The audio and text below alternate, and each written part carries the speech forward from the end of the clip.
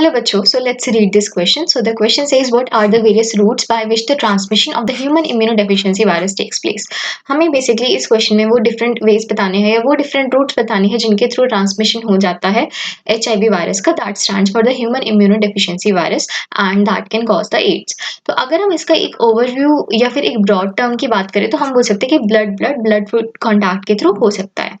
तो अगर हम देखें कि ब्लड फ्लूइड कॉन्टैक्ट के थ्रू में अगर हम ब्लड फ्लूइड्स की बात करें कि वो कौन कौन से ब्लड फ्लूइड्स हो सकते हैं, तो वो बहुत सारे ब्लड फ्लूइड हो सकते हैं. For example, that can be semen, that can also be the pre-seminal fluid, that can be vaginal fluid, that can be the rectal fluid, that can be blood, and that can also be the breast milk. ठीक है. अब क्या होगा कि देखो, कोई HIV positive person है, ठीक है, जिसके पास वायरल लोड ज्यादा है, तो वो हेल्दी पर्सन को दे सकता है. बट कैसे दे सकता है? या तो थ्रू द, अगर वो कांटेक्ट में आ जाए थ्रू द म्यूकस मेम्ब्रेन. अब म्यूकस मेम्ब्रेन कहाँ कहाँ प्रेजेंट होती है? माउथ में प्रेजेंट होती है, एनस में प्रेजेंट होती है, वजाइना में प्रेजेंट होती है, पीनस में प्रेजेंट होती है. या फिर हम बोल सकते हैं किसी डैमेजिंग टिश्यू के कांटेक्ट में आ जाए. डैमेजिंग टिश्यू जैसे कि आप बोल सकते हो कट्स एंड सोर्स, ठीक है.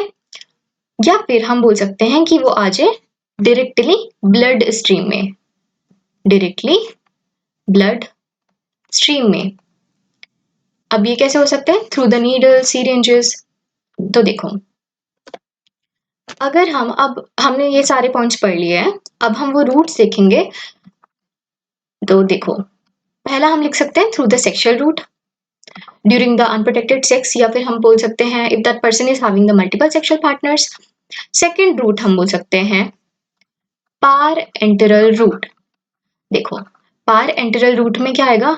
It is that route which is bypassing the intestine. या फिर हम बोल सकते हैं कोई भी रूट जो बाईपास कर रही है इंटेस्टाइन को, that comes under the parenteral route. Par मतलब कि बाईपास, एंटेरल मतलब कि इंटेस्टाइन.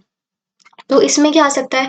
देखो, इसमें आ सकता है कि ब्लड ट्रांसफ्यूजन के टाइम पे जब contaminated blood and blood products, तो हम लिख सकते हैं यहाँ पे ब्लड ट्रांसफ्यूजन. और हम यहाँ पे क्या लिख सकते हैं? हम यहाँ पे और लिख सकते हैं कि अगर पुअरली स्टेरिलाइज्ड डेंटल इक्विपमेंट्स हो तब भी वायरस का ट्रांसमिशन हो सकता है.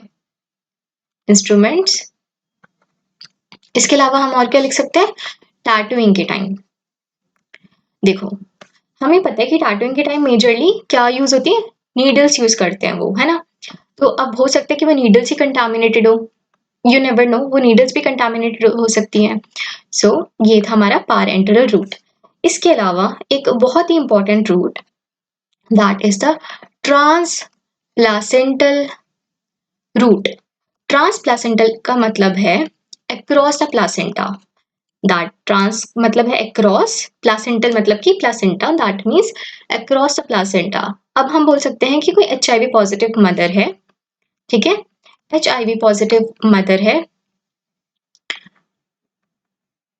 उससे हम बोल सकते हैं कि जो हमारा फीटस है, ठीक है, जो फीटस है उसमें ट्रांसफर हो सकता है इस वायरस का थ्रू द प्लासेंटा, ठीक है.